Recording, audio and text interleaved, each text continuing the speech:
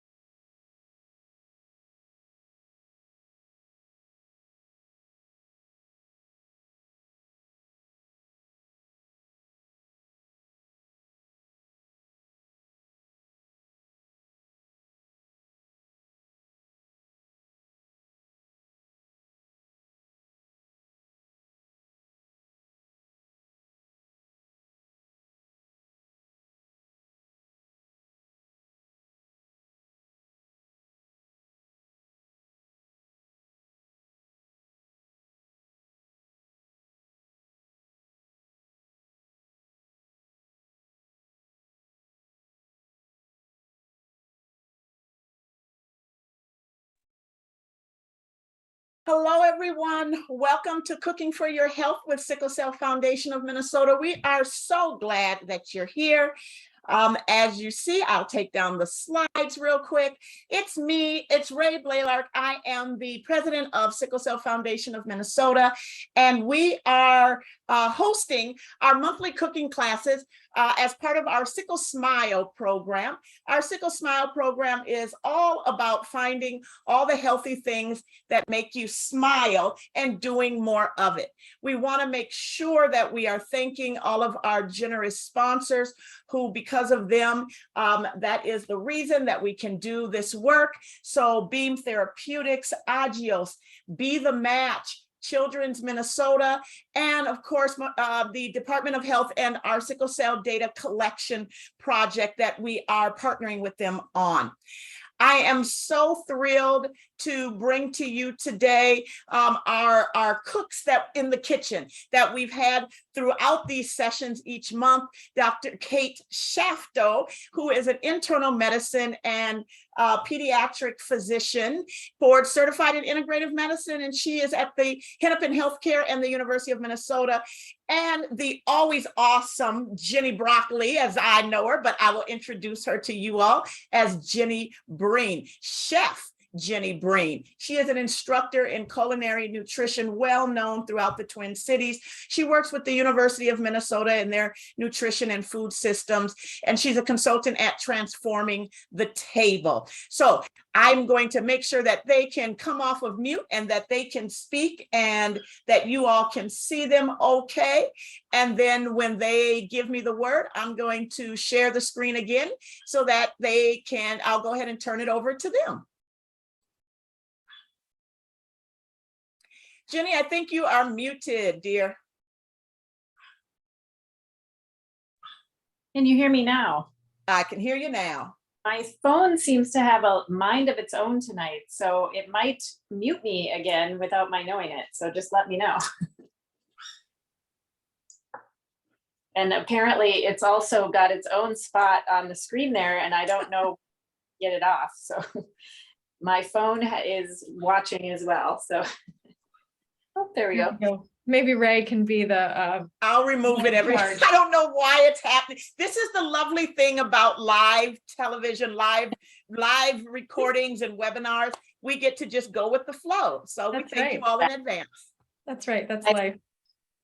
It's at least, you know, better than not. He's back. I don't know what's happening, but Too funny. Okay. All right, I'll turn it over to you all for your core principles. All right. Sounds good. Sounds good. Well, maybe you could show the slide actually, so we can let people see. We just like to start this with each of our sessions to share the perspectives that we bring to our teaching. Jenny and I teach together in a lot of different capacities with the medical school, with a course we co-developed 7 years ago now called Food Matters, which we teach through the Center for Spirituality and Healing at the University of Minnesota. We teach that for health professional students in graduate level courses, but we've also adapted that material to community audiences, to practicing providers, kind of a whole range. And the reason that that's possible is because food is important for every human, everybody, every creature. And in addition to that, I'll say what is good for humans' health is also good for the planet's health. That's something that we firmly believe, and we can talk about the nuance around that and the specific ways that that shows up in what we choose to use in our cooking and the way that we see the food as it's sourced, processed, and even as waste is disposed of. And we base our teaching on traditional wisdom regarding food ways, but that's also been supported by research in modern days. But generations of people across time and cultures have known some of these very basic and fundamental things about food and about the way that we interact with the environment around food. And these things are common to every culture. And we know that we also come from we would both say we acknowledge our privilege as in terms of education and opportunities that we've had to work in many different cultural settings. And we bring that to our teaching, and we love seeing how these principles of food and health relate to everyone, and just are kind of able to be translated across a number of different maybe seeming barriers. Jenny, do you want to say more about any of those principles? I would just add that we also, are learning as everyone is. And so we're always really welcome of response, critique, suggestions, ideas. And so we see this as a shared experience. We have our knowledge and you all have yours, and we have, our skills and you all have yours. So we'd love to learn from each other. Lovely. I totally agree. Yeah, thank you. In fact, I learned how to peel ginger from one of our students in the first class that we did as a pilot 7 years ago. So yeah, love learning those tips. Go ahead, Jenny. So today we are going to, the food that we're preparing is going to be a stir fry. So Kate and I were talking and trying to figure out what we wanted to teach. And we realized that stir fry is, for me anyway, is like incredibly versatile, flexible go-to dish that can take on a lot of different personalities and a lot of different flavors without having to make it very complicated. And so it's a really great, I think, a really great kind of recipe to have in your toolkit. However, there isn't really a very specific recipe. And so what we are using tonight, we're calling a formula. And it's a stir fry with proteins and whole grains, and obviously lots of vegetables, because we always include lots of vegetables. So we'll talk through the formula, or the kind of general outline for that. And if you've seen us before, you know that that's sort of how we like to approach things. We definitely have recipes and share recipes. I have a cookbook that I publish, so I'm a person who writes recipes, but I really think it's important for people to also understand that you don't have to be beholden to a recipe. And if you don't have a particular ingredient, it doesn't mean that you can't make the dish that you're making. So this is really a very, very flexible recipe that we're doing tonight. And you can go to the next slide. And part of that, I don't know how easy this is to read, but this is just a little bit about flavor. We have 5 tastes essentially in our tongue or in our palate: salt, umami, sweet, sour, and bitter. And umami is kind of like savory or earthy. And what this image shows is really how they're all related. And I actually think it could be in a circle, because there is no flavor that isn't also perhaps a combination of flavors. Or there's some that like mushrooms that are really, really umami, but then something like maybe meat or Parmesan cheese that's umami, but also a little salty. And so these things, blend into each other, and they also complement each other. And so a lot of cooking is really just starting to tune in to the different flavors that different ingredients have, and figuring out what goes well together. Not only just, what goes well together objectively, but what you like together, right? Because each of us has a slightly different preference, and there are certainly things that are tried and true that we know are delicious together. And then there's lots of things that are variations on that I think it's equally fun to experiment with and use. There, that one's easier to see. Oh, nice.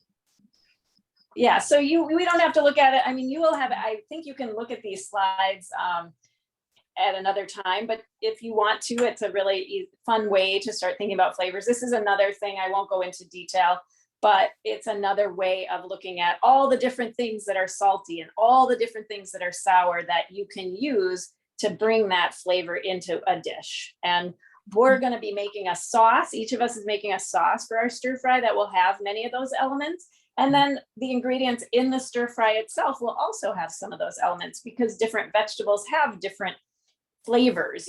Some are saltier, some are watery, some are sweeter. So all of these things are just really fun things to think about when you're creating a dish. Next one.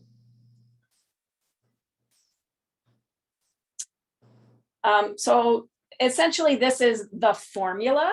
And it's listed on the left as a list. So basically choose a protein, and I'm going to use both chicken and tofu in my stir fry.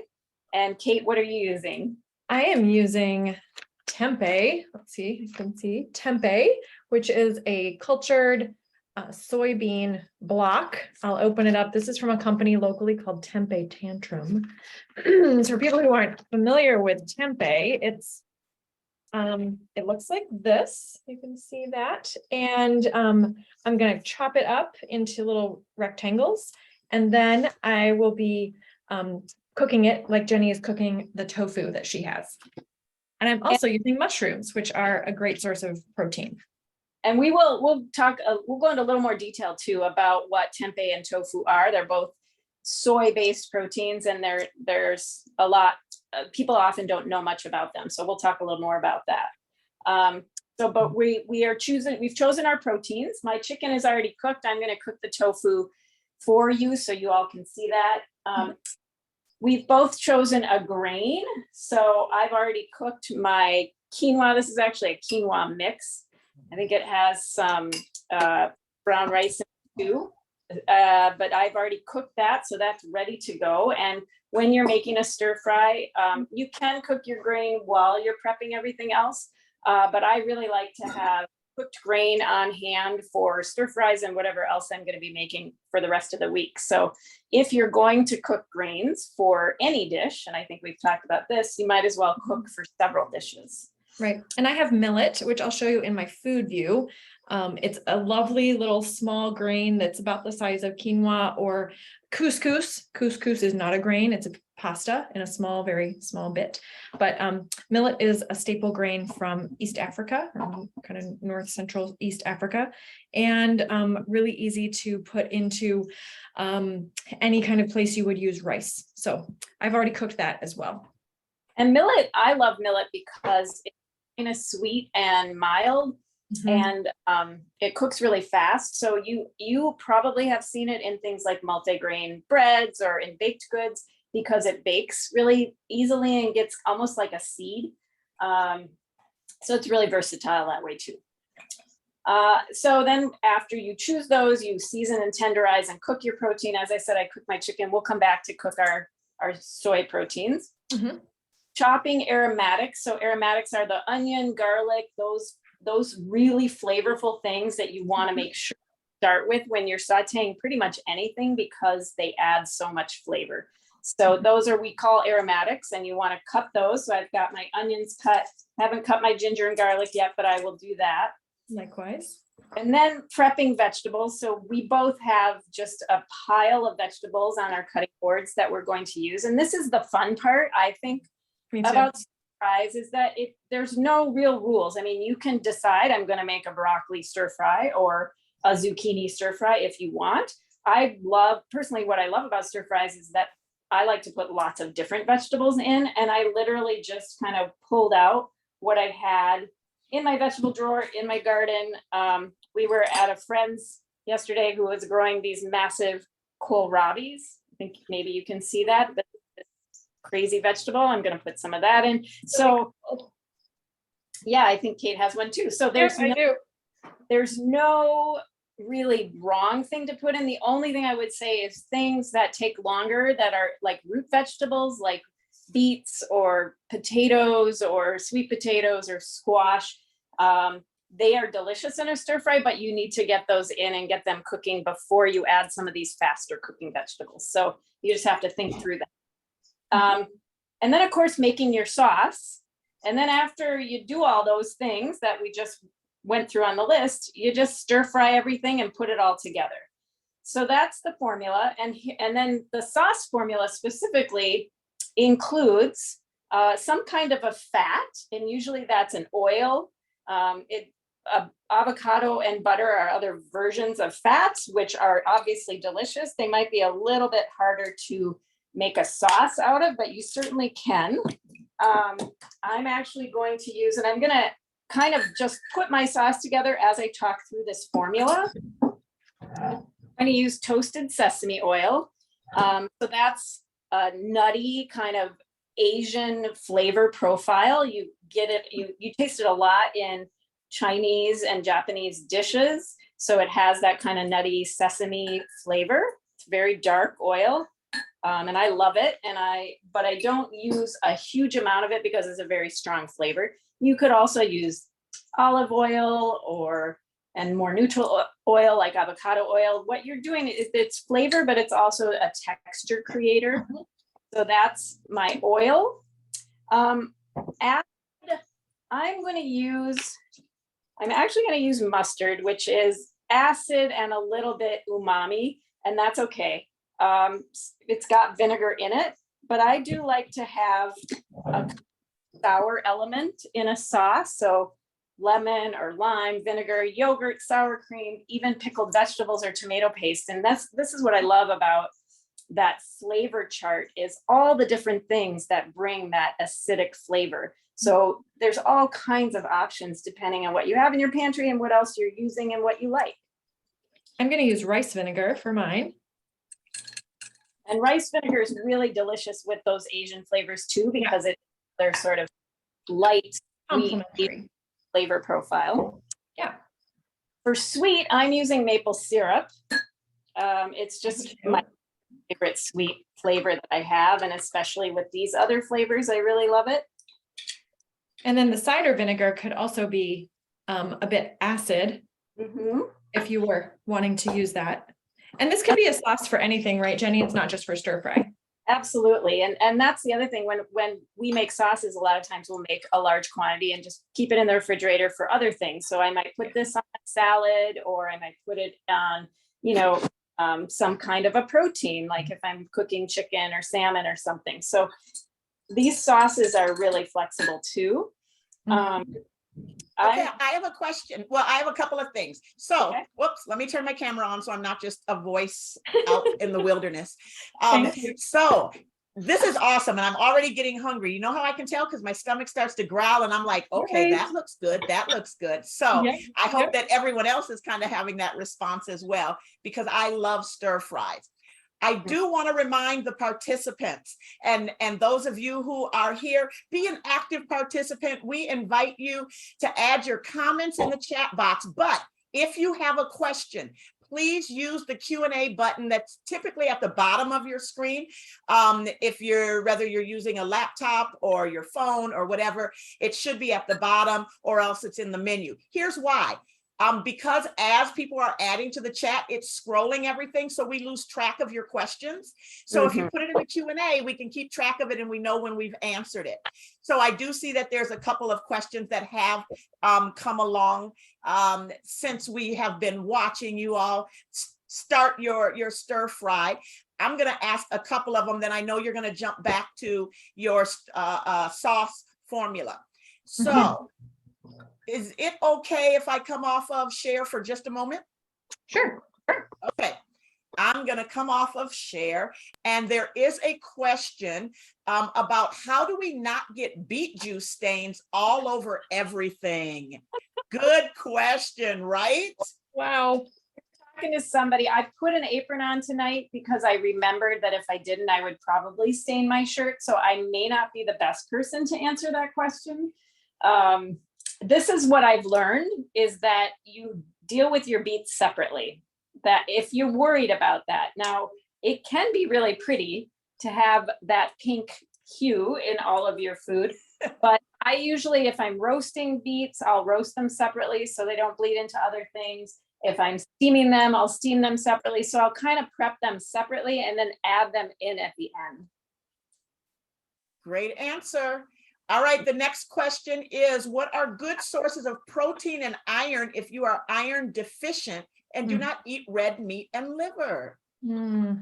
I think we're going to get to that when you all start adding the protein. So we won't get to it in advance, but that's a really good question, because it's very true. Many of us have begun to move away from red meat and some of those things that we considered a staple for most of our lives, but you know, our digestive systems or the way that they are raising meats have changed. And so Right. our system is responding differently to some of Yes. the meats that are out there. And so, and now there's more alternatives that have been scientifically tested. So that's going to be a whole discussion, and I'm excited about it. Yeah, good question.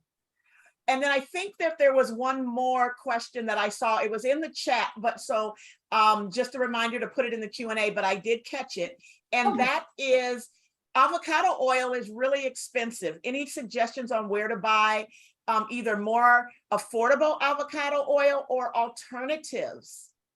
Such a good question and such a frustrating issue. I'll just say this is fascinating because now there's someone who has my name, but it's not me. So I'll just say, I think what happened is you shared your link with people. And so they're joining in the webinar as panelists instead of as participants. Exactly. That's exactly what's happening.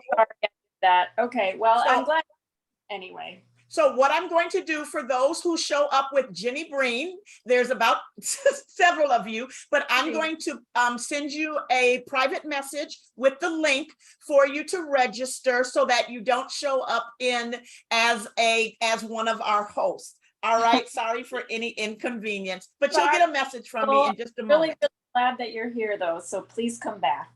Yes, please, please, please come back. Please come back. So let's see, what was the question? Avocado oil, oils are expensive. Yeah. So this is what, there's many answers, I would say, and Kate, please jump in as well. The fat question, the oil question is actually really, really important and really complicated, unfortunately. And what we usually talk about is that the quality of oil that you consume is really important. And the way that many oils are processed and extracted is really toxic for us. And so the cheaper oils that are out there tend to be the ones that are not good for us, like have really negative effects or just a really low quality ingredient. And fat is something that you really absorb in your muscle and in, you know, your organs and your blood. Nerves, and cell, yeah, you know, have something healthy going through your system. So that said, if you are going to invest a little more money in something, oil is actually a good place to do it. However, you're right, avocado oil is expensive, olive oil is expensive. So what I often do is I wait until something goes on sale and I buy it that way. There's Thrive Marketplace, which I haven't used, but it's an online marketplace, is actually a really inexpensive source for a lot of these cooking ingredients that we all know or are looking for. And so that's a look. I actually order some things from Imperfect Foods, which is a online seller that repurposes things that have been mislabeled or they have excess stock on. And so I buy my avocado oil there, and it's usually a lot less expensive. Can you say the name of that again? Because I'm going to put the link. I just put the link to Thrive Market in the chat, and then you said another one. It's called Imperfect Foods, and it's an online market. They have a lot of things. A lot of their food is packaged, and so, you know, it's not all like fresh whole ingredients, but they do sell a lot of produce as well. And it's usually sourced from places that have either excess amounts of something, or it's maybe not the right size for where they sell it, or they have a label that's old or that's inaccurate or something. So it's sort of repurposing food that would otherwise go to waste or not bought. So I feel really good about that. And they have really good things. They have organic olive oil and organic avocado oil and all kinds of things like that. It's different all the time because they don't always have access to the same stuff, but I'm able to find things like that there. So it's worth looking, and it's, you know, it's online. So that means it's delivered literally to my door. So it's you know, that's an option, but I do really just say to people, look for stuff that's on sale. When it's on sale, get it. Other neutral oils, nut and seed oils tend to be better than the vegetable or corn or soy oils. Yep. So if you're looking for a different neutral oil, something like pumpkin seed or sunflower or even a sesame oil that's not toasted is a better bet, because we know that there's oil naturally in those seeds and nuts that can be extracted. Mm-hmm. Yeah. We had another couple of suggestions, which I think is great. Okay. And that is like wholesale at Costco or Sam's Club. Mhm. You have access to, maybe you have your own membership, or another family member or friend has a membership, and you can go with them. They have great selections as well. Yep. And I think another good market to go to, which doesn't require a membership, is Fresh Time. They often have good prices and good products. And depending where you are in the world, there are other kind of local markets that sometimes can be a really good place for finding those deals. And I saw someone ask a question about organic or not. Depends. Yeah, it just depends on the product, whether it's going to be organic or not. Organic is a challenging question because our food system has made it challenging. Before the advent of industrialized food production, everything was organic because that's just how it grew, and it didn't have chemical inputs. But now that there's mass produced everything, there are a lot of chemical inputs, which makes it not organic. Is the opposite of organic GMO? In some cases, it not opposite entirely, but GMO means genetically modified organism. And so that refers to plants or seeds that have been genetically modified. And the reason they've been genetically modified is to resist chemicals in the form of pesticides, herbicides, or insecticides to kill everything else except for that seed or plant. Yeah. So GMO labeling is not something that is done in our country, even though it has been called for many years. I believe it is done in Europe, or at least it's more obvious in some places and some products. And GMO, if it doesn't say organic, that doesn't always mean it's GMO. If it says it's organic, right, then it can't be GMO. Got Is that it. fair, Jenny? Would you say? Well, it's confusing because organic doesn't even just mean one thing. Right. Technically, what organic says is there are certain chemicals that have not been used to grow this particular plant. Yep. It doesn't mean that certain chemicals that are organic haven't been used, and it doesn't mean that it's been grown in a sustainable manner, and it doesn't necessarily mean it's healthier. Right. So it's very confusing. We could teach a whole class just on that. Mm-hmm. I mean, it's very confusing, big. It almost feels intentionally confusing. Absolutely. Yes. And it's a buzzword now. And so people, if a certain portion of your ingredients are organic, whatever that means, right? Certified organic, which just means that you're not using a particular category of pesticides, then you can call something organic. And because it's confusing, a lot of people think it's organic, which means it's good for me, which means I should get it. So what I would say, back to the question, organic or not, I think there are some things that are concerning if they're not organic, like soy products, because soy products are very heavily pesticide laden. I personally, when I buy soy products, I want organic products. When I buy, local vegetables from my farmer's market, if I can talk to the farmer who grew it, that's more important to me than whether or not it's organic. So I feel like what I want people to think about is being informed about how their food's been produced, and whatever that means. That might mean how far it traveled, and it might mean how the people who grew it were treated, and it might mean, is my money going directly to the farmer? So there's a lot of different questions around how we evaluate the quality of our food. But some things I do want to know that they don't have chemicals on them, because that concerns me. Okay. Yeah, it is a lot to research. Yes, I see. It is, and sometimes it's conflicting research. So Yep. when I was doing more research in my career, one of the things that someone always said to me is follow the money. So you know, who is paying for the study? I was listening to the radio a few days ago, and I heard a study on, I want to say it was on grapes and the importance of grapes. And then at the end, there was this disclaimer that this research has been funded by the international grape industry. I'm like, well, yeah. Yep. So, Of course they think grapes are important. which they are, but Right. you know, the nuances of what they're saying, you might have to look a little further into.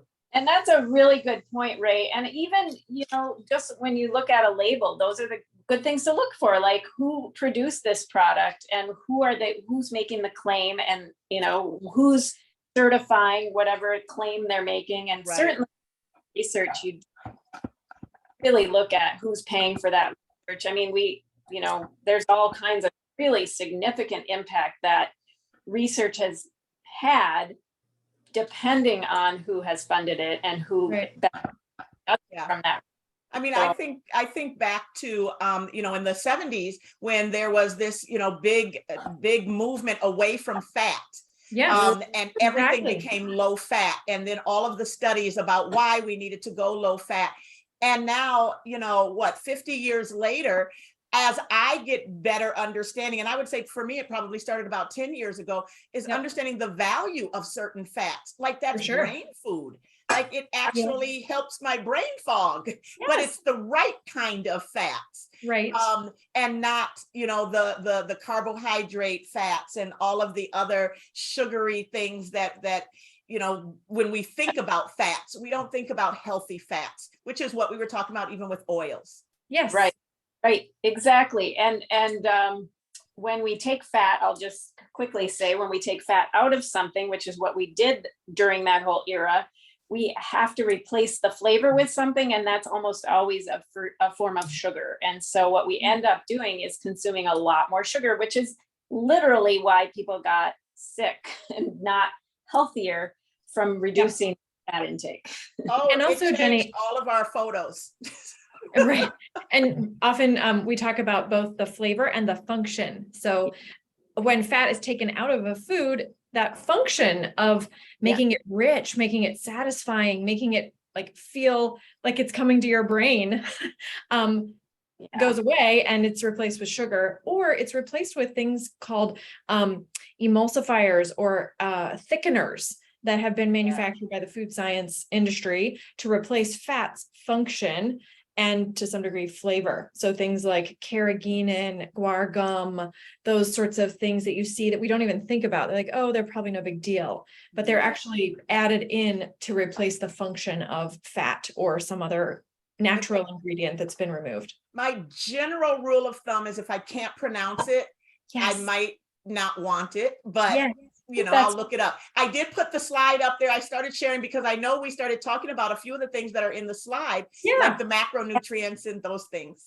Love it. And I will just say, since Kate said emulsifier, the last ingredient in our sauce, I'm going to throw in is almond butter. And I'm pretty sure Kate is using tahini. I'm using tahini, and I'll show you what that is. It's pressed sesame seeds, so sesame seed butter. Right. So they're both basically ground up or pulverized nuts or seeds, which means they are thick and they create this emulsification in the sauce. They're also really wonderful, high quality sources of both fat and protein. So you're getting all kinds of, and of course, flavor. So you're getting a lot of really great in this sauce.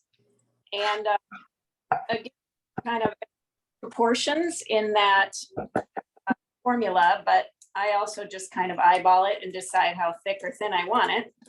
And I'm going to taste mine, so I get a sense of where I'm at with my flavors, and I may adjust accordingly. And I also just added a little bit of tamari or soy sauce, which is the salt component. You can certainly add just regular salt too. But now And tamari, can I talk about tamari for a second? Tamari is just soy sauce, as in from soybeans with nothing else added. I suppose it might have some sodium. I'm gonna look. Yeah, organic soybeans, and a little bit of alcohol and water. But soy sauce in many brands has wheat in it. So for people who are allergic to gluten or who have a sensitivity to gluten, that can be an inflammatory substance consuming soy sauce. And so tamari is a just soy version of soy sauce, how it should be. Sodium, to be clear. Yeah. So is a source of sodium, which is often what I'll use it instead of salt in something. There's nothing bad about having salt in your food. It's really important, both nutritionally and for flavor. But to be aware, you might not need both soy sauce and salt because they're both sources of salt. Yeah. So let's maybe go back to the slides. I want to make sure we have enough time to get through the tofu and other things. Yes. So you can go ahead to the next one. This is another one just about building flavor. And we'll do that in our demonstration. Another just really fun image about all the flavors around the world and how they all just kind of flow into each other. So that's one to look at another time from one of my favorite books. You can go ahead to the next one. A reminder, I think we showed this to you before, but you can never look at it too much. This is from Canada. We love it because it's just a really, really easy to understand image about the way that our plates should look. And don't worry if not every single one of your plate has all of these elements on it, but over, a few days, that's kind of what the variety in your meals should look like. So lots and lots of different colors. The protein section has everything from whole grains to chicken to tofu to eggs to beans to nuts. The grain section, the whole grain section has whole grain bread, but it also has cooked grains and whole grain pasta. So there isn't any one specific food. It's really variety and diversity and whole versions of them. You can go to the next one. And we'll go through these quickly. Macronutrients, there's 3. Fats are the first one. Here's a wonderful representation of a lot of kinds of fats. So it's not just oils that we get our fats from. We get them from all kinds of foods, eggs and salmon and nuts and seeds and avocados. Best, again, to just get a variety in there. And full fat versions. Carbohydrate yogurt. Mm-hmm. I love this picture because it's got so many different things in it. Those are all carbohydrates. So unlike the pyramid where it was all bread and pasta in that, these are all carbohydrates, which just means they are versions of starch or sugar. But when they are whole, they are really differently absorbed in our bodies. And so whole grains, again, whole fruits, whole vegetables are the best versions of those carbohydrates.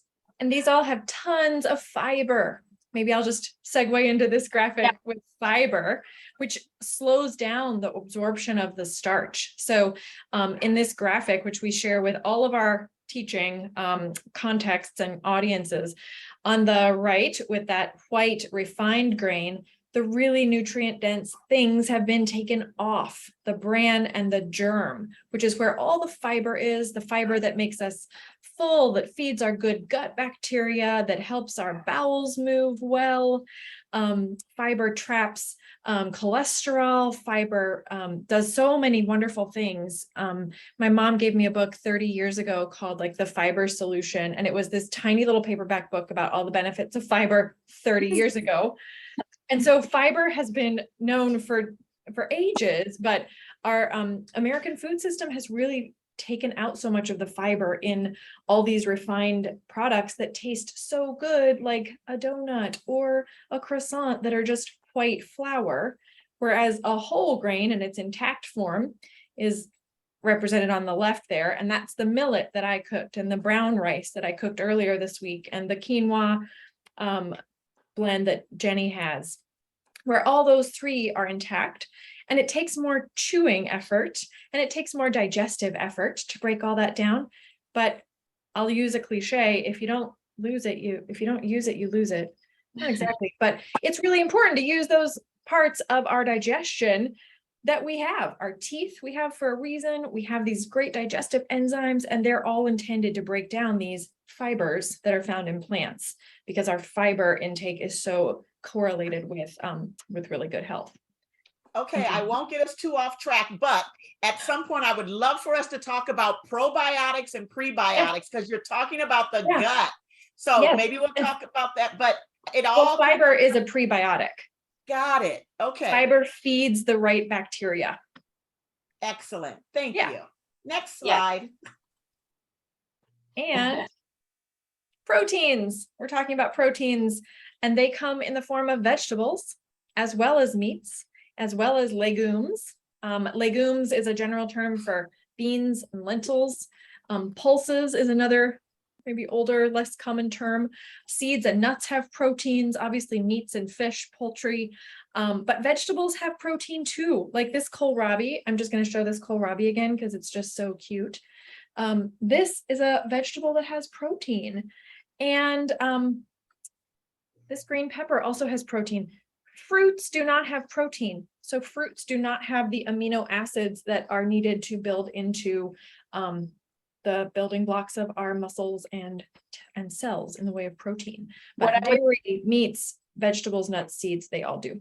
And importantly, so vegetables are a great source of lots of nutrients, including diversity of vegetables is really important in order to get those amino acids from the vegetables. So none of the vegetables include all the amino acids that animal proteins do, for example. And so variety is a really important component of nutrients too. And if you go to the next one, we'll talk a little bit about tofu. It's a little hard to read the small words, but tofu is made from soybeans, as is tempeh. So tofu is kind of like a cheese. So you create the milk from the soybeans by cooking them, and then you coagulate or solidify that tofu by adding it in, and it's a thickener basically, and that makes this block, this thing that looks kind of like cheese. It doesn't taste like cheese. It's very, very neutral in flavor, which is why I love it, because it will take on whatever flavor you give it. It's also high in calcium and iron, for example. So some of these bean-based or legume-based proteins are really high in iron, which is a really important thing to know, especially given the question about getting away. And it's also high in calcium, again. So you're getting other really important nutrients and minerals that you need, but that you may not necessarily get if you're not, if you're not kind of thinking about it. A lot of people think dairy is the best or the only source of calcium, and actually things like soy and green vegetables are a really phenomenal source of calcium. So tofu has, I believe it's about 10 grams of protein per half cup serving. So what I have in my hand is about a cup of tofu. It's about 8 ounces. And I'm just going to cut it into cubes and just brown it in my frying pan, like I did with my chicken. I'm just going to put a little olive oil or sesame oil in my pan and get it nice and hot. One thing I like to tell people with tofu, because it maybe is unfamiliar, is that, and actually this is true for many things, you want your oil to be nice and hot. It doesn't have to be smoking, but you want it to be nice and hot because that actually keeps the tofu from sticking. If you keep it low, if you keep your heat low, it actually makes it stick more. Oh yeah, there's specifically our nutrition facts. So 10 grams of protein, 94 calories, which is somewhat irrelevant, except to say that it's a very low calorie protein, relatively speaking. There's 5 grams of fat, but again, really high quality fat, calcium, and iron. So these are really important pieces of information. And I know a lot of people who say they don't like tofu, and certainly if you haven't had it prepared well, it probably isn't very tasty, but I love it and I love to play with it, and I think it's very simple to use. Tempeh is essentially like tofu's cousin. So when you take the soybeans that you made the tofu from, and then you sort of add it's, I guess, a fungus, which It's doesn't. called rhizopus. That's the one that's listed on the ingredients here. Rhizopus culture. Really, it's a culture which actually is a probiotic, so it's Right. a thing for your gut, and it also Beneficial bacteria. the soybeans a little bit, and that's how you make tempeh. So tempeh is a little more of a like meaty texture than tofu does, but also is very absorbent of flavor. So it's just sort of cousins, two versions of a really high quality soy protein that is a whole food because it's using the whole soybean. So you can see the tempeh cooking on my food view in the cast iron skillet there. And I'm just browning one side, and I used a combination of coconut oil. Sorry, I used a combination of coconut oil and some toasted sesame oil just for flavor reasons. And I'm just kind of browning each side. And I have that going behind me as I'm chopping my vegetables, which not everybody can go back and forth between two things. So at your own pace, but it doesn't take that long to brown it. Okay, I want to make sure that we cover a couple of the questions. There was a question that came in a few back. What are the cups or tablespoon conversion for the one part language in the sauce ingredient? So I hear that a lot too. One part. What is one part? Well, I think that's a wonderful question. And the reason I put it in there is because it's whatever you want. It's in relation to the other ingredients. So if you're going to use, so you pick, I'm going to say one part is 1 tablespoon. And then when I get to the next thing and it says half a part, that's a half a tablespoon. Or if I decide one part is 1 cup, then a half a part is going to be a half a cup. So the way that formula is set up, it's to have proportions in relation to each other because you're making a sauce. So you would never just use one of those ingredients. So I hope that makes sense. And it's like, so you can make a different quantity. So if you're making a stir fry for 8 people, you'd want to probably use a cup as your one part. If you're making stir fry for 2 people, maybe you use a 1/4 cup or a couple tablespoons. So it does involve a little bit more math, and I'm sorry for that if that's a deterrent for people. And we can certainly put measurements there. But the main idea behind that is that it's really about, I'm going to have double the amount of, oil that I have of emulsifier or a thickener, or, I'm going to have equal amounts of sweetener and my salt element or something like that. So hopefully that makes sense. And I'll just point out, I'm also cooking my tofu. I've just got it cut into big cubes in my cast iron skillet, and it's just gonna brown. I'm gonna just make sure it's not sticking, but I don't need to mess around. I don't need to move it around very much. I'm just gonna let it brown for a bit and then try and flip it so the other side browns. And then I'll turn it off and just let it hang out until I'm stir frying. So I want to point something out because I was actually just doing some reading earlier this week as I was preparing for our class, and I stumbled upon an article that talks about the cast iron skillets and how we have there's so much of a reduced use of the cast iron skillet, and how some of the other Teflons are not the healthiest option. Oh no, not at all. Using in cooking. Not at all. So non-stick, it doesn't necessarily mean healthy. And in fact, it can chip and get into the food. And it's an unhealthy ingredient. Right. Whereas cast iron skillets, it's iron. Is that the same iron? I just thought I'd open the conversation. Is that healthy iron that we can put inside our bodies? It leaches into your food from the pan. It's one of the wonderful. Can't hear you. It leaches into your food from the pan. So you actually, that's just one benefit of cooking in cast iron, is that little extra iron that you get in your food. So I think I heard you say, because I think you're further from your phone, but I think I heard you say, while you're cooking, some of the iron that is used, that's how you make a cast iron skillet, actually gets into your food Correct. just like other ingredients it would. And it's actually one of the benefits of using cast iron skillets. Yep. It also never chips. It's always good. You can't break it. And I have 3 or 4 of them that I've had for maybe 10 years, and I'm never going to I don't need any more cookware for the rest of my life. Like I'm good. They improve with age. So it's one of the very few pieces of equipment that anybody can have that actually improves as it ages. Yep. It's super easy to take care of. So well, don't be scared of I was cast just iron. going to add, I let my young 20-something son use my cast iron skillet, and he sent it back to me. He was very proud of the fact, Mom, I washed it and dried it and everything. And I'm like, wait, no. So seasoning it, we had an entire lesson of how to actually clean. I see your question, Janet. How do you take care of it? It is simple once you understand how best to take care of it. But there are a few tricks of the trade you learn along the way called seasoning it, particularly after you wash it. Yeah. And I will say that what we do in our house is about as low maintenance as possible.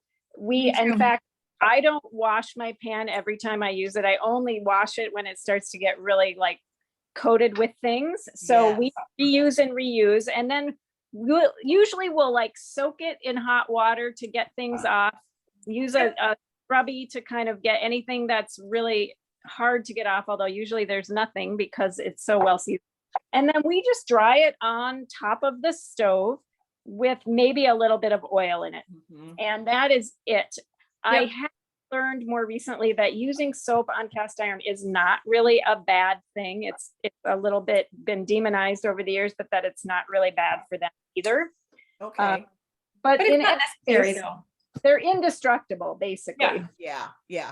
I inherited one from my grandmother. Actually, I saw one at her house. I was like, Grandma, can I have this? What when a I was much treasure. younger. And it has been with me for probably 15, 20 years. Yep. And I love it. I love it. Good. And you're right. I mean, it gets better with age. And I say too, I have found in the last year or two, I've probably found 4 or 5 beautiful skillets at the Salvation Army or other. Yep. And some of them maybe have a little rust, but they're so easy to clean and reseason that if you see one, it's really worth it to grab it.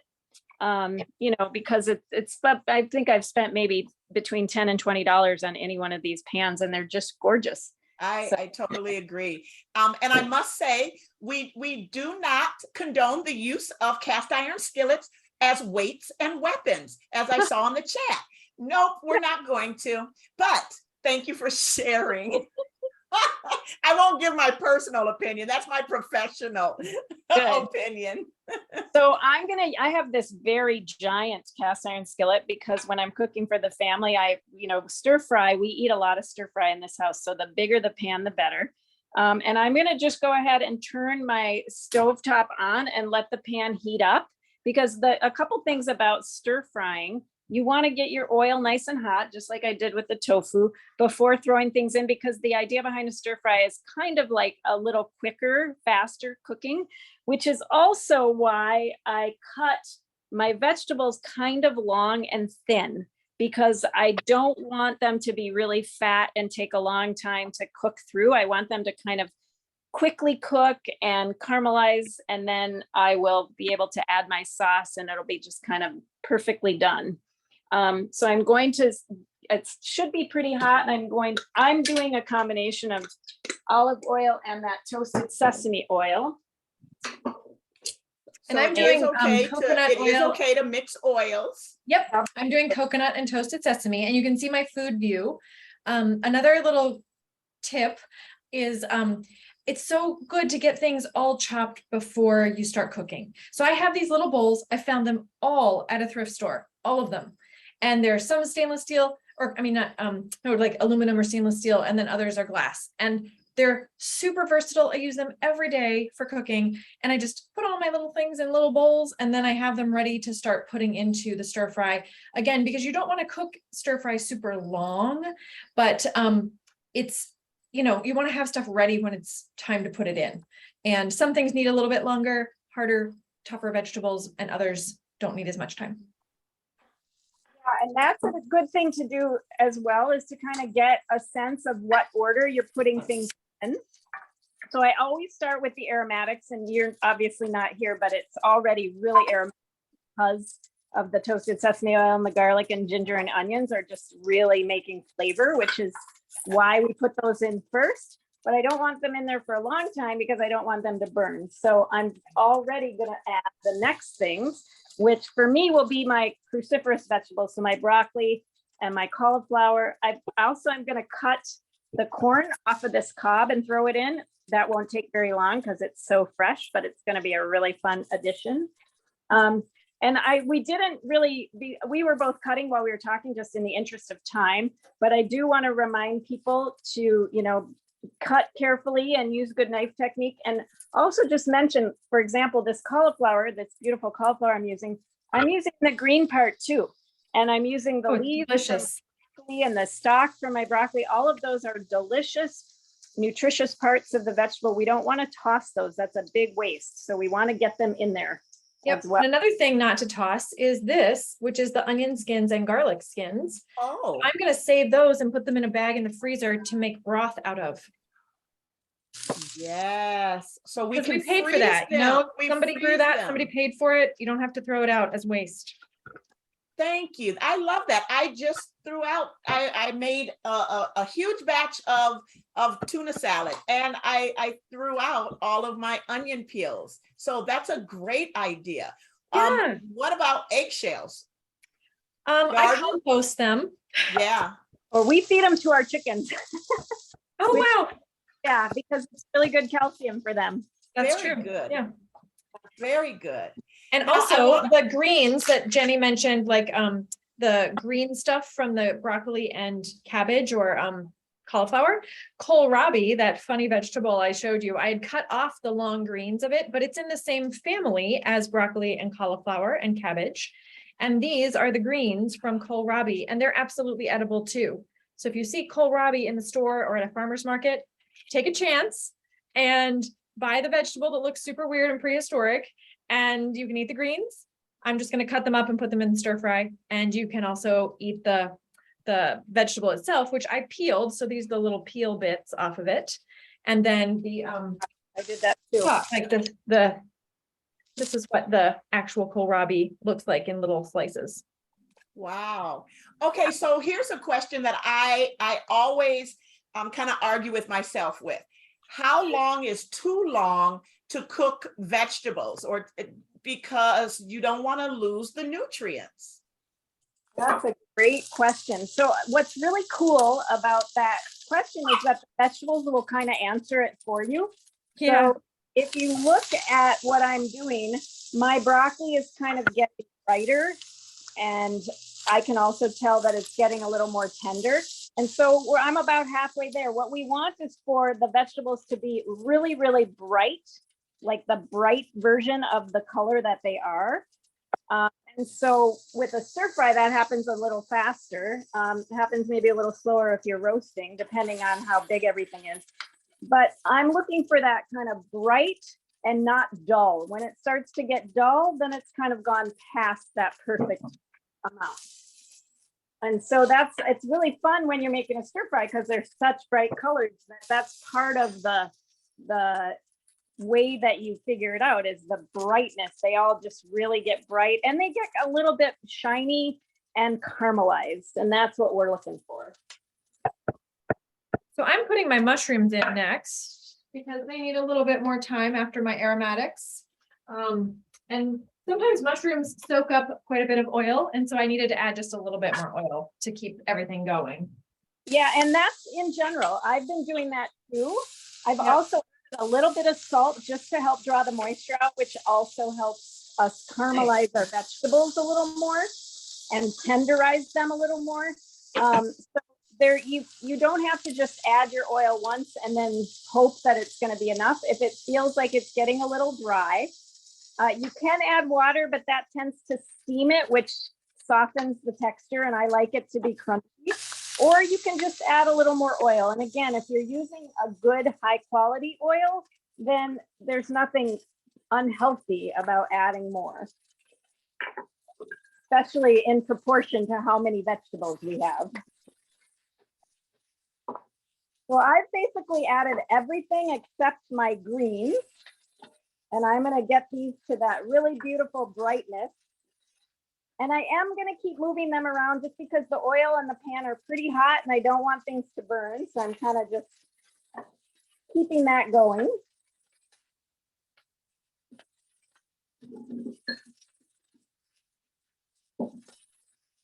That's really looking good.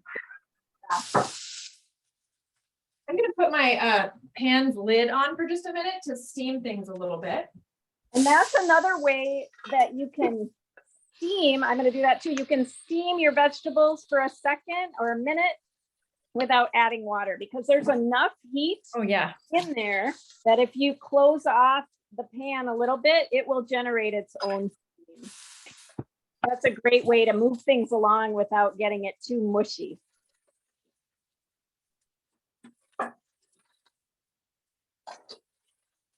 I have some beet greens and kohlrabi greens that I'm cutting on the cutting board. You can't see, but even the beet green stems are nice and red and beautiful and full of antioxidants. And I'm going to toss them in here in a minute. I'm using the same greens, and I'll just show you a couple of the vegetables. So you can see the broccoli's beautiful bright green, but there's little tiny bits that are just a little caramelized. Same with the, I mean, you can see it. Whoa, my corn just popped. You can see it with the onions. So I want that caramelization. I want it to cook at least long enough so I get a little bit of that. And then it'll be pretty much ready. So I'm going to throw my greens in now, because I think I'm about 1 minute to 2 minutes away from being done. My corn is That popping. didn't take long at all. The corn is And I popping did- out of the pan.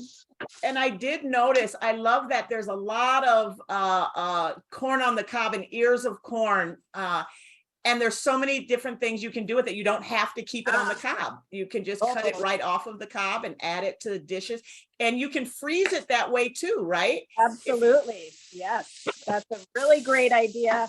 And something you can do with all your vegetables, because now is the time to get them when they're in season and abundant and affordable. And then you can just blanch them. So cook them for just like a minute in a little bit of water and freeze them. And you'll have wonderful, nutritious veggies in the middle of winter. So when you say blanch them, is that in boiling water for just a couple of minutes then? You don't need to have it, you don't need to submerge it in boiling water. When I blanch, I usually just throw it in a pan with a teeny bit of water and let it sort of steam saute for just a minute or two. Okay. You can do it in boiling water, but it's easy to overcook it if you do that. Ah, okay. That makes a lot of sense. Thank you. So I am going to turn my burner off because this pan is going to keep cooking these veggies for probably another minute. It's pretty hot. And I'm really happy with kind of the color and texture of all my vegetables. They've got some nice caramelization, but they're still kind of crunchy and bright. And they're still cooking. So I'm going to let that go as long until it really cools. And then I'm going to add in my tofu or my chicken. I'm going to keep them separate because I have a vegetarian in my house. And I'm going to add my grain, and then we'll just cover it with the sauce in the end. You can just see it kind of doing its last bit of cooking, which is really, looks good. So another corn question. So someone commented, and I've always wondered this. Someone commented that their family loves the baby corn that you see in Asian stir fries. Is there any difference, or is there any nutritional difference between, say, corn on the cob and the baby corn? That's a really good question. So obviously that baby corn is grown, but I really don't know how it's grown or if it's a naturally growing product or exactly, because somehow you eat the whole thing, right? But I don't know how it's made. I mean, obviously it grows, but I don't know how. Yeah, it's a good question. My sense is it's a good idea to look and see what it's canned in. because it might be a lot of other things like added salt and sugar. I don't know. Yeah, which begs the question, can it be bought fresh? Gosh, I feel like there was some farmer somewhere who showed me a little mini baby corn that he was growing. Wow. But that's a good point of, and I think it was also on someone's comment in the chat, to read the ingredients. I tell patients that I work with that that's their superpower. Read the ingredients. Don't just look at a label for the numbers, because really the numbers don't tell us all that much. It's far more important to know what the words say about what's in the food.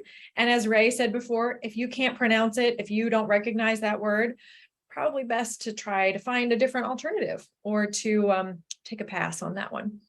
That makes sense. And then another question, guys, please remember to keep using the Q&A button because I'm losing track of your questions in chat. But why blanch and not just freeze? That's a great question, because two things. For many vegetables, you are maintaining texture. If you just freeze them, they will get mushy because you haven't like created a sort of barrier, at like an air heat barrier. And also because you're sealing in nutrients. So when you blanch something and then freeze it, you've basically drawn out the nutrients, but sealed them in. And so you know that when you're gonna use it, it's still got some nutritional value. That said, it's important to remember that it's already cooked. So it's not like you can take a frozen tomato or frozen corn and eat it, raw, right? You're going to want to put it into something like a stir fry or a soup or a chili or something. So I freeze a lot of greens because I have so much in my garden, but I take them out and I throw them into a stir fry or a soup or my eggs or something like that. I would never eat them like, a salad because they wouldn't be the right texture. That makes a lot of sense. Thank you. And then someone gave another good suggestion, and that is that that this person found their cast iron skillet at like a Marshall's. Nice. Or the day after Thanksgiving sale. And sometimes that's cheaper even than the Amazons and those other online places that you see. So great suggestion. I find really good cooking equipment sometimes at those stores. It's like, sort of random things that I don't know if it's excess or what they have, but they'll put it out. I've seen some really nice cookware. The only thing I will just go for a second, I'll go back to the non-stick stuff. For a long time, the way that non-stick pans were made was to use something called Teflon or another chemical version of Teflon. And Teflon is a very toxic, poisonous substance. And the problem is not only do you not want to cook your food in that substance, but when you're cooking, you start to kind of scrape the surface. And so you release all of those toxins into your food. And there have been, it's been proven to be very toxic and deadly to many people. That particular chemical has been outlawed, but I would just really make sure you know what kind of non-stick surface is in a pan before you purchase it. There are some very high-end, very expensive non-stick pans that are made from diamond, from stone. Wow. They're wonderful pans and they last forever and obviously don't scrape off. But if you have a good cast iron pan and you use it well, then you don't need anything else. And there's ceramic coated pans too, which are not a toxic material. So I have my pan. Yeah, me too. Can I have my yeah. And I have my grains. And I'm going to these grains were cooked and they're pretty cool right now. I'm not going to heat them back up. I'm just going to mix them into the hot stir fry.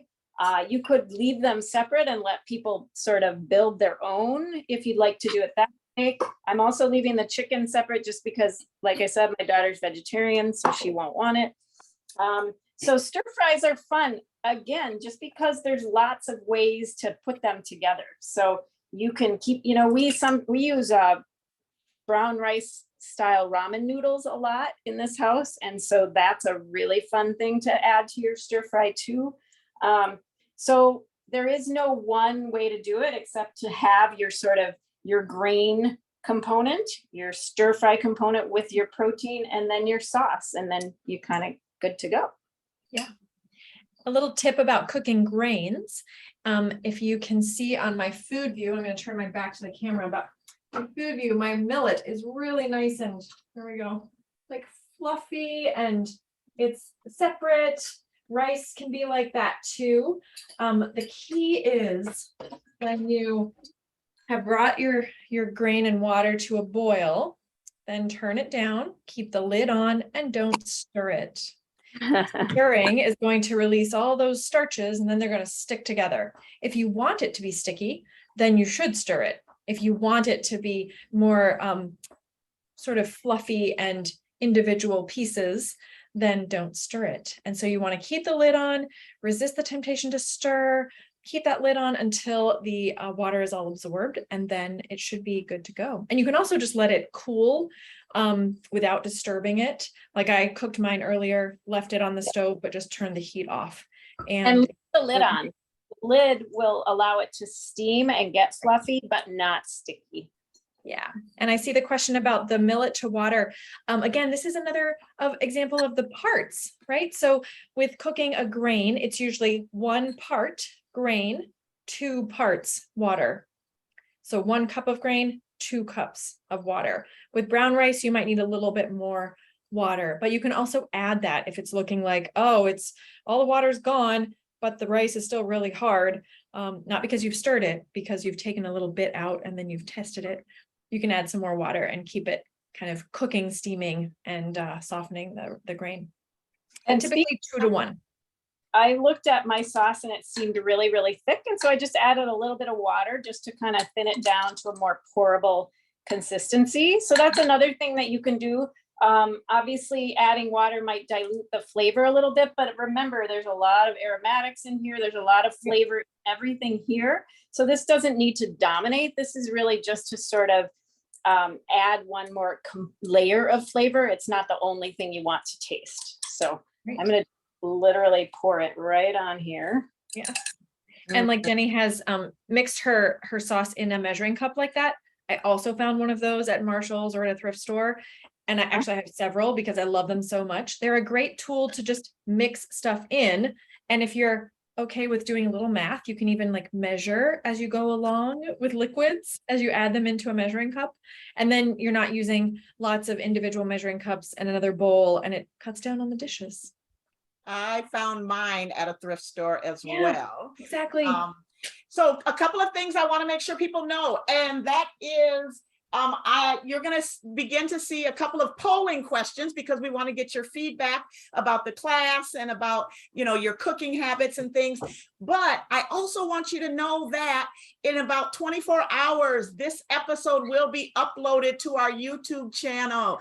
And so I will put the link to our YouTube channel in the chat. I encourage you all to subscribe to our YouTube, and that way, and if you click the little bell icon, then you'll get notified every time we upload a new video.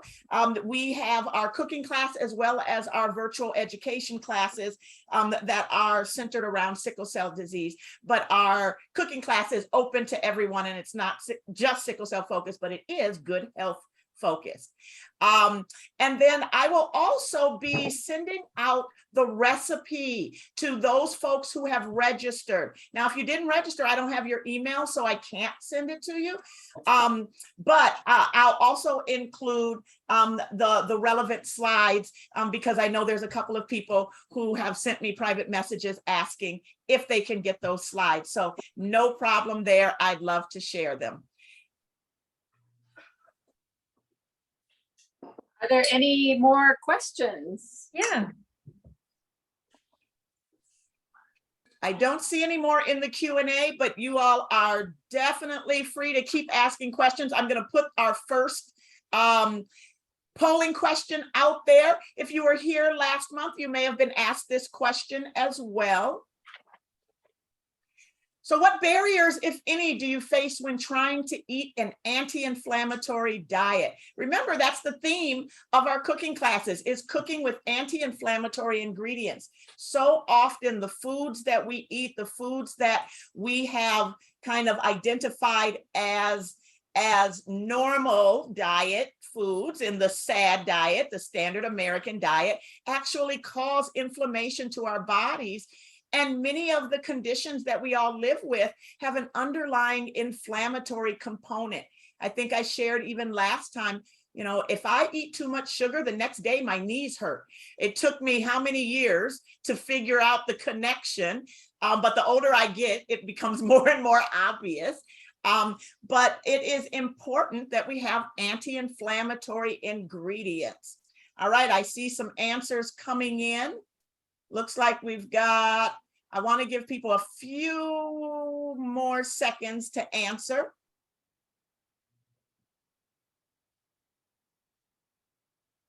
Excellent. I see lots of people talk about the financial means, and you're absolutely right. That's what kept me from cooking with lots of natural ingredients. One of the things that was shared in our last one, I'm going to go ahead and end the poll. And I want you all to be able to see the results as well. One of the things is the farmer's market, right? The farmer's market is a great place, and Dr. Shafto and Miss Jenny, you all shared that last time. And if you get food benefits that, your EBT, they actually double it. Yep, right? Triple. That's even better than doubling, obviously. You spend, so I actually manage a farmer's market, and when you spend $10 with your EBT card, we give you $20 more to spend at the market. So for $10 in EBT, you can spend $30 at the farmer's market. It's pretty awesome. That's fantastic. That's fantastic. So before all of the farmers markets wrap up in late September, early October for some of them, stock up, and and we're supporting, you know, small growers. And that is a huge piece of our industry, especially in Minnesota, right? I love our local farmers, and they do a great job.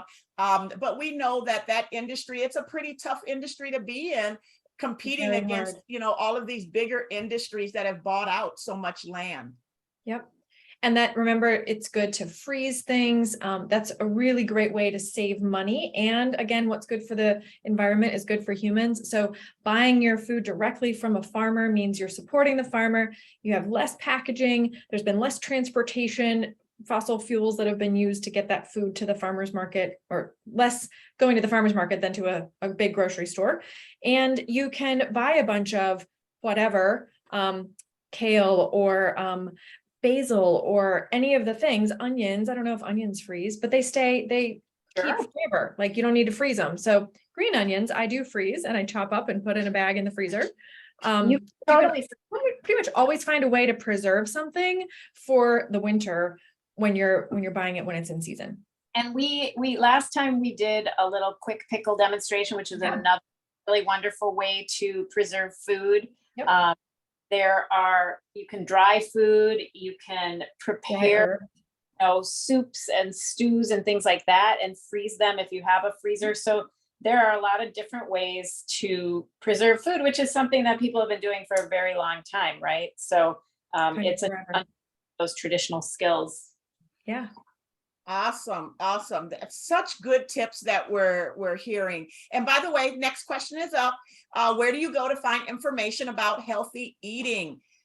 Lots of choices out there nowadays. I mean, the Food Network kind of set it all off, and we all became chefs when that happened. But now there's even more places. So tell us, where do you get your information? Pinterest. I love Pinterest. They have some pretty cool things. And then I love shows like this where I can watch food being cooked as well. So where do you go to find your information? And then we're going to wrap it up, because we have some amazing food to eat. I almost wish I had smell-o-vision. I know, smell it. It smells amazing in my kitchen. Yes. Okay, I'll give a few more seconds here. Anybody else going to answer? All right. So we see lots of social media is definitely the #1 place. And then other classes. So fantastic. There's Good. more classes going on. I think we're in a trend right now. And that cooking classes are beneficial, and other people are seeing that and sharing that creativity. And then our third question, how did you hear about this class? Did you see it on the Sickle Cell MN website, or our newsletter, or e-blast, our social media pages? Or did you see it on a different social media page? Or did you hear it from your healthcare provider? Did your friend or family member tell you about it and you joined us? Did Jenny share her link? Apparently. I'll just mention that the folks who have that link came from another really, really cool program called the Community Cooks Meal Box Program, which I'm also a part of. And that program builds meal boxes using local produce and other pantry ingredients, and we include recipes, and those boxes are distributed to folks across both St. Paul and North Minneapolis. And so that's fantastic. It is pretty incredible. And remind me so we can get a flyer in those boxes so that everyone can join us. Yeah, great idea. That's a really great idea. We do, in between these, we do Facebook Live cooking demonstrations for the folks who receive the boxes, although I think, you know, anyone who is engaged could participate. But that's a really great idea, Ray. I will mention that to my partners. Fantastic. Yeah, I would love that. Okay, one more question that we have, and then we're going to take a look at this delicious food. All right. Would you participate in this class again? This is an easy one, right? We have fun. We make it fun. We have a whole conversation around it. Ray runs her mouth because she's really good at that. All right. Well, we got everyone to answer that one. And 100% yes. Right, exactly. Wipe our brow. Okay, while you all show the food and plating, I am going to put the links into the chat. So go ahead. Yeah, I'm good. I'm just gonna dish it up here.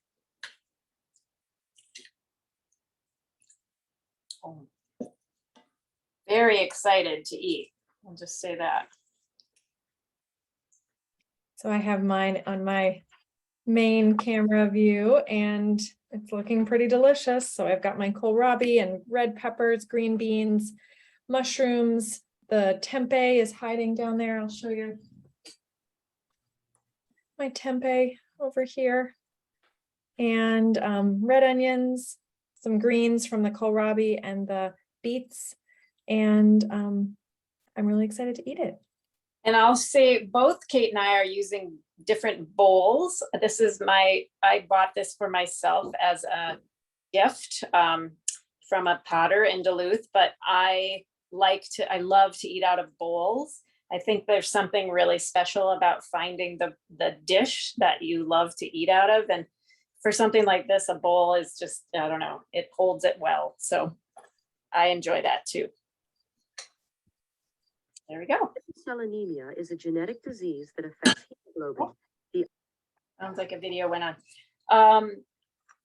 Thank you, everyone. We are also always available for questions if things come up after you saw this. Ray knows how to find us. Yeah. So, or if y'all know how to find me through the Meal Box program, please just reach out and we're happy to answer questions. Mm-hmm. This, as usual, this was amazing. I want to make sure that we are saying thank you to our special guests. And you're not even guests anymore. Now you're home. Thank You're you. family now, right? Yay. Our, Yeah, our, that's how our it feels. cooks in the kitchen. Now, just a reminder, Dr. Kate Shafto and Jenny Broccoli Breen, and you can reach out to us at any time through our website, or you can email us directly. Now, I do want you all to know, for those who are registered for the class, we will tonight, we'll be taking a look at who is registered, and we'll do a raffle. A random person will be chosen when you complete the survey that you'll receive after this session. Complete it to receive the $25 Amazon gift card, which is an e-gift card. So we would have to have your email address, which we'll have if you register. And oops, that link is old. So now it'll automatically be sent to the email address you registered with. And they are the same questions that we asked, but we just want to make sure that we capture that information. And then if you would like more information about healthy eating and nutrition, we, back in, what was that, February now? Dr. Shafto had a wonderful Sickle Smart session on things you should know about nutrition. And yes, we talked about it with sickle cell disease, but it really applies to any chronic condition that's happening in our bodies because of the inflammatory principles. So we invite you to do that. And then sign up for our future monthly virtual classes. I believe that we have all of them, through the end of the year, and through our Eventbrite. And you can subscribe to our Eventbrite channel and you'll get notified when we put out new events as well. But you can register for the classes in advance every month, 4th Tuesday of the month that we are here. And then if you are following Sickle Cell Foundation of Minnesota, we have lots of fun events. Our most recent, our walk and talk finished up for the season, but we do have our Sickle Cell Virtual Fundraising Challenge, which is still all about body movement. So we invite you to participate with that.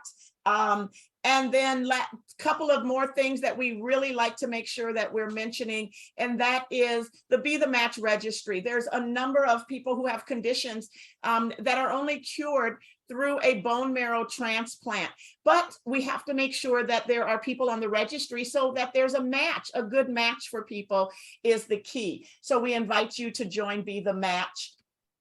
And then, of course, we are in a severe blood shortage across the nation, but particularly for people who are on transfusion programs. We really want to make sure that they're not suffering because of the shortage of blood. So we encourage you to donate blood, and especially from diverse populations. And then last but not least, we have a program called Our Voices Matter, and this is open to everyone. We want you to share your stories in your interactions with the healthcare system. We want to hear your good stories. Who are the superstar providers out there who are taking good care of the community, and who are, and then situations where it might not be, it might not turn out as well, or it didn't make you feel as well. You felt like your respect or dignity was not honored. We want to know about those too, because we are a patient advocacy organization. So when we have that opportunity to sit at tables of influence, we don't use names, we don't use specifics about you personally, but we do use your stories so that they understand what's happening. But we want to tell them what they're doing right, the same way we want to tell them what they might have some room to improve on. So we invite you to be a part of that. Again, SickleSMILE, finding all the fun and healthy things that make us smile and doing more of it. So we thank you for joining us for that. Let me stop sharing there. And anything else to add to my cooks in the kitchen? No, this was great. Awesome. Awesome. Thanks so much. Once again, I'm glad you all are there. The link is in the chat for the YouTube channel. I will also just add, before everyone leaves, the link to sign up for future classes. I'll make sure that's in the chat as well. So we'll see you next month. If you're looking for that link, hang out just a second while I'm typing and it'll be up. But until next time, we'll see you later. Thank you, everyone. Everyone. Good night.